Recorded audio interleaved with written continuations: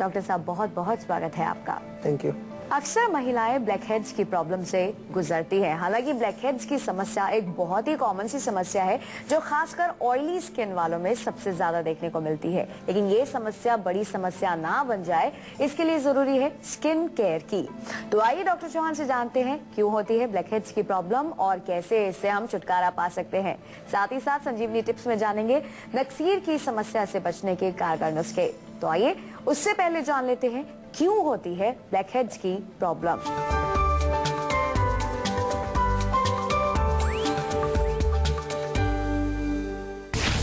क्या आपकी skin oily है? क्या आप अपने स्किन की साफ सफाई नहीं रखते हैं? क्या आप अपने ऑयली स्किन पर ऑयली क्रीम लगाते हैं?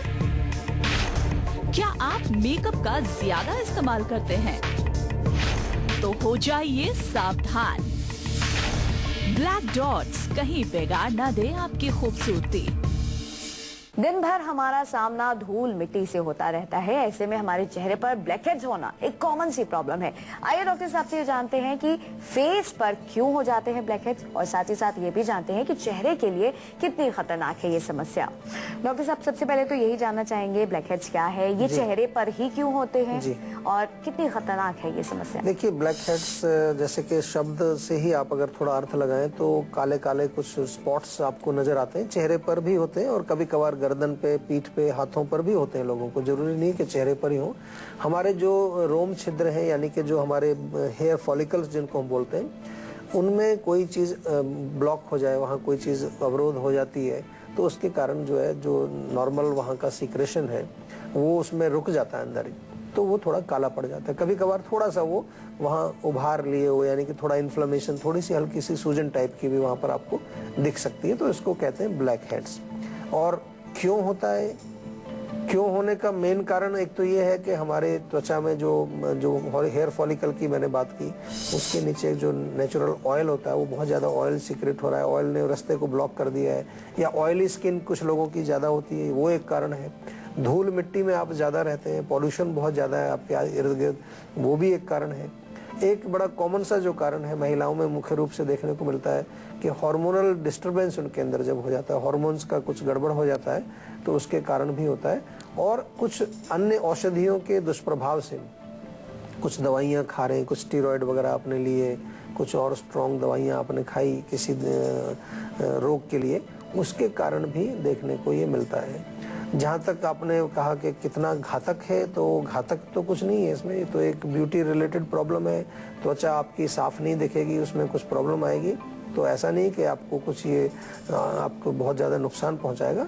लेकिन कोई भी रोग हो, किसी भी तरह का रोग हो, चाहे वो किसी प्रकार का कष्ट देता है आपको या एक प्रकार से आपको सुंदरता में वो एक रुकावट बनता है, उसको जो है हमें नज़रअंदाज नहीं करना चाहिए, क्योंकि यही रोग जो है फिर आगे चल के बड़े रोग भी बन जाते हैं। कई बार एक जगह खराबी हुई सिस्टम में, तो वो खराबी दूसरी जगह भी जाकर के उसका प्रभाव देखने को कई बार मिल जाता है। करनाल से विनोद जुड़ गए हैं, स्वागत है आपका, अपना सवाल करें। नमस्कार डॉक्टर साहब। नमस्कार जी। डॉक्टर साहब, मेरा सवाल ये है कि मेरा जो बेटा है उसका नाम सोनू है और 6 साल का है वो, और देखने में ऐसा लगता है जैसे 3 साल का हो, और कमजोर भी बहुत है, सुस्त रहता है हमेशा, हाइट भी बहुत कम है, और स्कूल से भी बड़ी कंप्लेंट आती है उसकी कि पढ़ाई लिखाई में भी ज्यादा समझदार नहीं है वो। जी देखिए, बच्चा है छोटा, तो दो चीज आपने कही कि शारीरिक रूप से भी कमजोर है, मानसिक रूप से भी वो बहुत अच्छा नहीं है, मतलब माइंड भी उसका थोड़ा सा वीक है, या ब्रेन उसका अच्छा नहीं है, शार्प नहीं है। तो कुछ चीजें हमें देखनी होती हैं कि क्या वजह इसकी हो सकती है। कई बार बच्चों का लिवर ठीक नहीं होता है, खाना उनको भूख अच्छी नहीं लगती है, खाना ठीक से पचता नहीं है, तो एक तो पाचन उसका ठीक करना चाहिए। बहुत बढ़िया बच्चों के लिए हमारे यहाँ लिवोन नाम से एक सिरप है, लिवोन, जो कि लिवर के लिए एक टॉनिक बहुत अच्छा है। इतना बढ़िया काम वो करता है, मैंने देखा है बच्चों के ऊपर, कि जो इस तरह के बच्चे हैं 2-3 महीने में बड़ा गजब का रिजल्ट उसमें मिलता है। दूसरी चीज मस्तिष्क के लिए भी, क्योंकि बच्चों में दवाइयाँ उतनी ज्यादा नहीं देते हैं, मेमोरिका नाम का सिरप है दूसरा। मेमोरिका यानी कि जो मस्तिष्क को शार्प बनाए, उसमें आपके ब्राह्मी, शंखपुष्पी, जटामांसी, इस तरह के जड़ी बूटियां सब उसके अंदर है। लिवोन में सब पाचक चीजें हैं। तो ये उस बच्चे को जरूर आप दिलवाएं। आप करनाल में रहते हैं तो आप सोनीपत में क्लिनिक है हमारा, अम्बाला में हमारा क्लिनिक है, वहाँ से जाकर पर्सनली आप ले आए या फ़ोन करके हमारे यहाँ से आप जो है बाई पोस्ट भी ये औषधियाँ मंगा जाती हैं, कोरियर के द्वारा दवाई आपके घर पे भेजते हैं हम लोग। लेकिन जो हम बार बार कहते हैं, इससे भी ज़्यादा आपको जो हम समझाते हैं, बच्चे का चाहे क्या जो भी उसका रोग है उसको समझना, उसको देखना। बादाम उसको खिलाइए आप, बादाम 1-2 रात को भिगो दीजिए, सुबह छिलका उतार के उसको घोट करके दूध में मिला के पिलाइए, उससे उसको काफ़ी शक्ति मिलेगी। इसके अतिरिक्त आप जो है उसके शरीर में तेल की मालिश जरूर करिए रेगुलरली, सप्ताह में 2-3 दिन उसकी मालिश जरूर अच्छी तरह से होनी चाहिए। अगर उसको मेंटली वो वीक है, ब्रेन उसका बहुत ज़्यादा अच्छा नहीं है, तो उसके साथ थोड़ा टाइम आप बिताइए, कोशिश करिए उसको पढ़ाने की, असिस्ट करने की। कई बार बच्चों को असिस्टेंस की ज़रूरत होती है, उनको थोड़ा सा सपोर्ट की ज़रूरत होती है, कभी कभार उनको थोड़ा इंस्पिरेशन की ज़रूरत होती है। हमारे यहाँ आयुर्वेद के अलावा जीवा में जो है, जीवा में हमारा एक शिक्षा का विभाग भी है, हमारा जीवा पब्लिक स्कूल है फरीदाबाद में, जिसमें अलग प्रकार से हम शिक्षा देते हैं। बहुत अलग टाइप का हमारा एक स्कूल है कि बच्चों में अच्छे संस्कार हों, उनको उनका क्या प्रकृति है, उनकी क्या नेचर है, वात पित्त कफ उनका कौन सा नेचर है। तो ये शिक्षा में बदलाव लाना भी जरूरी है। और ये हम जो प्रोग्राम हमारा संजीवनी हमने बनाया है, ये प्रोग्राम भी हमने इसीलिए बनाया कि आपको थोड़ा शिक्षा दें। जीवा का ये प्रोग्राम है, जीवा आयुर्वेद का प्रोग्राम जो है, इसमें मुख्य रूप से हम आपको शिक्षित करते हैं आयुर्वेद के बारे में, आपके स्वास्थ्य के बारे में, आपकी वात पित्त कफ के बारे में। तो आपका भी थोड़ा सा दायित्व इसमें बनता है एज ए पेरेंट या एज अपने शरीर की रक्षा करने के लिए आपको इन छोटी छोटी चीज़ों का ध्यान रखना है। हर चीज़ के लिए जरूरी नहीं है एकदम से चिंतित हो जाएं, भागें सीधे डॉक्टर के पास कि जी कोई दवाई हमें दे दीजिए उससे हम ठीक हो जाएं। लेकिन समझने की कोशिश करनी चाहिए कि कहाँ पर कमी है, क्या कमी है। उस कमी को जब हम दूर करेंगे तो रोग आपका बिल्कुल जड़ से ठीक हो जाएगा। आज बात हो रही है ब्लैकहेड्स की। आइए डॉक्टर साहब से ये जानते हैं कि इसके लक्षण क्या हैं, सिम्टम्स क्या हैं। डॉक्टर साहब, जो लोग नहीं जानते ब्लैकहेड्स क्या होता है, खासकर उनके लिए कैसे सिम्टम्स? सिम्टम्स इसमें वही है कि आपको काले काले से वो स्पॉट्स दिखेंगे, कभी कभार थोड़ा सा उसमें उभार भी वहाँ दिखता है, थोड़ा सा स्वेलिंग कहें उसको, या हल्का सा इन्फ्लेमेशन। कोई जलन वलन उसमें नहीं होती, खारिश खुजली आमतौर पर उसमें नहीं होती है।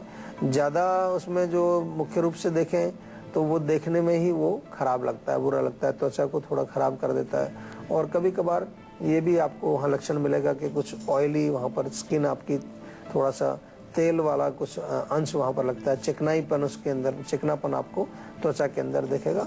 मुख्य लक्षण तो इसका यही है और इसमें कोई विशेष ऐसा लक्षण नहीं होता है, क्योंकि पेन इत्यादि या खारिश खुजली वगैरह उसमें आमतौर पर नहीं होती है। डॉक्टर साहब, क्या ये हार्मोनल डिसऑर्डर की वजह से भी हो जाता है? जी बिल्कुल, जैसा मैंने शुरू में भी जब कारण बताए तो मैंने कहा कि खास तौर से जो नॉर्मल भी जो महिलाओं में जो चेंज आता है, यानी कि जो मेंस्ट्रुअल साइकिल उनकी होती है, उसमें कुछ समय पर जो चेंजेस आते रहते हैं, उसमें भी कई लोगों को देखा गया है कि पीरियड्स के आने से पहले या पीरियड्स आने के दौरान कोई एक पीरियड जब चेंजेस हो रहे हैं तो उनको एकदम से ब्लैक हेड्स, कई लोगों को तो इवन एक्ने भी निकल आती है, बहुत ज़्यादा कील मुहासे उनके चेहरे पर एकदम निकल आते हैं। तो वो एक डेफिनेटली एक कारण है। और यही है कि मैं कई बार कहता भी हूँ कि कई लोग क्या करते हैं कि उसके लिए वो दवाइयाँ खा रहे हैं, कुछ वो क्रीम लगा रहे हैं, लेकिन कारण को समझना जरूरी है कि कारण उसका क्या है। कई ये भी मैंने देखा है कि कुछ महिलाएं जो ये बर्थ कंट्रोल की पिल्स लेती हैं, उसके कारण भी हार्मोन्स हमारे थोड़े से उनमें डिस्टरबेंस होती है। कभी कभार जो मेनोपॉज का टाइम होता है उसमें भी हार्मोनल डिस्टरबेंस होती है। तो ये definitely it is related with hormonal imbalance और उसको ध्यान में रखना बहुत ज़रूरी है, उसको ध्यान में रखना चाहिए, क्योंकि कॉज को ठीक करना बहुत ज़रूरी है। अलवर से सोनू जुड़ गए हैं, स्वागत है आपका, अपना सवाल करें। डॉक्टर साहब नमस्कार। नमस्कार जी। डॉक्टर साहब, मेरा क्वेश्चन मेरे छोटे भाई के लिए है जी। उनके शरीर पे, पूरे शरीर पे छोटे छोटे दाने हो गए हैं। अच्छा। जिससे कि उनको पूरे शरीर में खुजली होती है, चिड़चिड़ापन हो गया उसको। अच्छा। और पढ़ाई में भी मन नहीं लगता जी उनका। क्या आयुर्वेद में इसका कुछ इलाज है जिससे कि चिड़चिड़ापन उसका दूर हो? चिड़चिड़ापन क्यों होता है उसका हमें समझना है। जैसे आपने कहा कि खुजली होती है, खारिश होती है, उसकी वजह से चिड़चिड़ापन होता है। तो जब उसकी त्वचा का रोग ठीक होगा, स्किन ठीक होगी, खुजली नहीं होगी, तो चिड़चिड़ापन भी चला जाएगा। और त्वचा के रोगों के बारे में अगर हम बात करें तो त्वचा के रोगों में आयुर्वेद में ही बहुत अच्छे परमानेंट इलाज होते हैं। मैंने देखा है, मैंने ही शब्द इसलिए प्रयोग किया है कि कई बार देखते हैं कि लोग बहुत दवाइयाँ खा करके हमारे पास आते हैं, कहते हैं टेम्परेरी रिलीफ मिलता है। आयुर्वेद में हम लोग रूट कॉज पर जाते हैं, कारण को समझते हैं, उसका उपचार करते हैं, चाहे वो पित्त है, चाहे वो कफ है, चाहे वो वात है, चाहे वो ब्लॉकेज है कहीं पर, चाहे वो माइंड से रिलेटेड कोई आपका रूट कॉज है, जो भी कारण है उसको निकाला जाता है। निकाला कैसे जाता है, उसके तरीके होते हैं, इंटरनल मेडिसिन उसमें दी जाती है, डाइट चार्ट आपको बना के, हमारे यहाँ जीवा के डॉक्टर्स, जब भी आप जीवा के डॉक्टर से बात करेंगे, कोई उपचार कराएंगे, आपको प्रॉपर डाइट चार्ट मिलता है बना करके। उसके साथ साथ आपको खान पान और लाइफस्टाइल से रिलेटेड आपको सारी सूचना दी जाती है, औषधि को अच्छी तरह समझाया जाता है। और एक सबसे अच्छी चीज़ हमने जो शुरू की है हमारे यहाँ पर, हमारे जीवा आयुर्वेद के अंदर, वो ये है कि डॉक्टर्स आपके निरंतर आपके टच में रहते हैं, फॉलो अप करते हैं, आपसे पूछते हैं कि कोई समस्या नहीं। वो बहुत ज़रूरी है, क्योंकि दवाई दे करके केवल भूल जाना इतना नहीं है, हमें ये भी अश्योर करना है, ये समझना है कि कितना फ़र्क पड़ा है, और फ़र्क नहीं पड़ा है तो क्यों फ़र्क नहीं पड़ा है। तो ये पूरी हमने एक क्वालिटी एनालिसिस का पूरा सिस्टम जीवा में बनाया है कि जो अच्छी तरह से हम लोग करते हैं। और अगर जो लोग आप जीवा से जुड़े हुए हैं, आपने देखा भी होगा कि किस प्रकार से जो है आपकी एक एक चीज़ को हम पूरा फॉलो अप करके और आपके साथ हमेशा रहते हैं। चलिए अब डॉक्टर साहब से ये जानते हैं कि तमाम तरह के प्रोडक्ट्स जो मार्केट में मिलते हैं, जिनका इस्तेमाल करके हम ये कोशिश करते हैं कि हमारी समस्या दूर हो जाए, जैसे कि स्ट्रिप्स भी मिलती हैं ब्लैकहेड्स रिमूव करने के लिए, तो ये कितने कारगर होते हैं, कितने फायदेमंद होते हैं? डॉक्टर साहब, तरह तरह के लुभावने प्रोडक्ट्स मार्केट में मिलते हैं जिसको देखकर ये लगता है कि वाकई प्रॉब्लम ठीक हो जाएगी।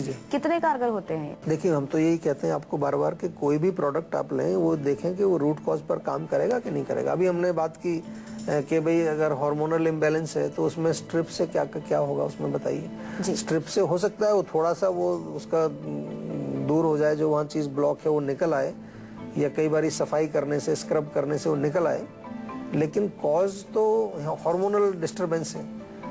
तो समझने की कोशिश करिए। प्रोडक्ट तो तब खरीदेंगे आप जब आपको समझ में आएगा कि प्रॉब्लम क्यों हो रही है। अगर हार्मोनल इम्बैलेंस है तो आप शतावरी खाइए, हम आपको बताते हैं आयुर्वेद में शतावरी खाइए, उससे हार्मोनल आपके बैलेंस होते हैं। या आपको अगर प्रोडक्ट ही लगाना है तो नेचुरल प्रोडक्ट लगाइए, क्यों नहीं लगाते नेचुरल। हमारे यहाँ जीवा में कितने हमने बनाए हैं। जीवा का वॉलनट स्क्रब बहुत गजब का है, वॉलनट स्क्रब करते हैं तो पूरे आपके डेड सेल सब निकल आते हैं। हमारी ऑलिव क्रीम आप यूज़ करिए जीवा की, बहुत अच्छा काम करती है। केसर का ओबटन लगाइए, ये भी आपको नहीं है, घर में बहुत सारी चीज़ें आपके।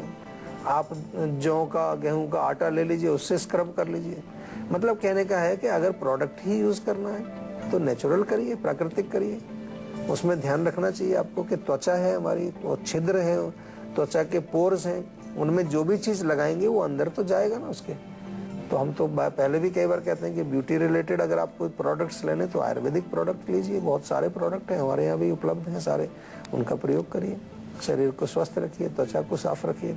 इसी के साथ बारी आ गई है आज की संजीवनी की। आइए डॉक्टर साहब से जानते हैं किस तरह से हम ब्लैकहेड्स से छुटकारा पा सकते हैं। जानते हैं कि ब्लैकहेड्स को लेकर क्या है आज की संजीवनी। डॉक्टर साहब, कैसे इसे दूर करें, कौन कौन से टिप्स हैं?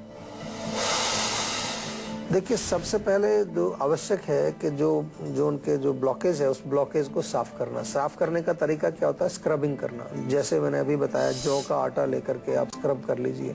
उसके बाद कई बार हम ये भी करते हैं कि थोड़ा सा उसमें, ताकि वो पोर्स के छिद्र उसके खुल जाए, तो स्टीम लगा देते हैं, थोड़ा भाप लगा लीजिए। उसके बाद आप लेप लगाइए। किस चीज़ का लेप लगाएंगे? जिससे कि आपके त्वचा में चमक आए, उसमें जो कालापन है उसका निकल जाए। तो आप बादाम का पाउडर उसमें दूध में मिला के आप बना सकते हैं। बेसन का पाउडर आप लगा सकते हैं। इसके अलावा टमाटर आपके घर में है, टमाटर का पेस्ट बना करके आप लगाइए। टमाटर में कुछ ऐसे तत्व होते हैं कि वो उसको साफ करता है अंदर छिद्रों, क्योंकि कुछ एसिडिक जो भी कोई तीखी चीज़ होगी वो उसके अंदर जा करके उसको साफ करेगा। दही का प्रयोग आप कर सकते हैं। दही ऐसे डायरेक्ट लगा सकते हैं, या दही में थोड़ा सा ओट मिल का वो मिला करके पाउडर और एक पेस्ट बना करके वो आप लगा सकते हैं। नींबू बहुत बढ़िया चीज़ है। नींबू का एक काट करके उससे थोड़ा सा रगड़ें, उससे भी आपके जो है again due to the acidic effect वो खुल जाता है छिद्र और वो बाहर निकल जाता है, उसके अंदर जो गंदगी फंसी हुई है। तो इस प्रकार से, जिसको कि एक्सफोलिएशन भी कहते हैं कि एक्सफोलिएट करना चाहिए रेगुलरली, ये चीज़ें आपको करनी चाहिए। आइए बात करते हैं सावधानियों की। जानते हैं कि वो कौन कौन सी सावधानियां या फिर परहेज है जिन्हें अपनाकर हम ब्लैकहेड्स की समस्या से छुटकारा पा सकते हैं या फिर उसकी रोकथाम कर सकते हैं। डॉक्टर साहब, कौन कौन सी सावधानियां? देखिए, सबसे बड़ी चीज़ है कि देखिए, त्वचा तो हमारी कंटिन्यूसली पॉल्यूशन और सब ये धूल मिट्टी को एक्सपोज रहती है आजकल। वहाँ से हम छोड़कर भाग तो नहीं सकते, कहीं पर जंगल में तो नहीं जा सकते।